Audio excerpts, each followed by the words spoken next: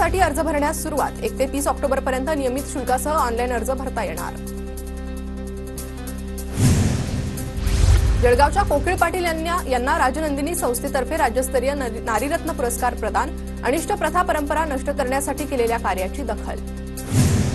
धुळ्यात बारीपाडामध्ये वनभाजी महोत्सव निमित्तानं विविध स्पर्धेंचं आयोजन। 16 महिला बचत गटांनी सहभाग घेतला। नंदुरबारच्या तोरणवाळ परिसरात दाट धुक्याची चादर। परिसरात 3 दिवसांपासून सुरू असलेल्या पावसानंतर दाट धुके। चाळीसगावच्या केळीला दिल्लीकरांची पसंती। शेतकऱ्यांना चांगला भाव दिसत असल्याने दिलासा। नाशिक छत्रपती संभाजीनगर राज्यमार्गावरील खड्ड्यांचा कांदा उत्पादकाला फटका। खड्ड्यांमुळे ट्रक पलटी, शेतकऱ्याचं नुकसान। अहमदनगरच्या कोपरगावमध्ये अतिवृष्टीमुळे उभं पीक पाण्याखाली गेल्यानं शेतकऱ्यांचं मोठं नुकसान।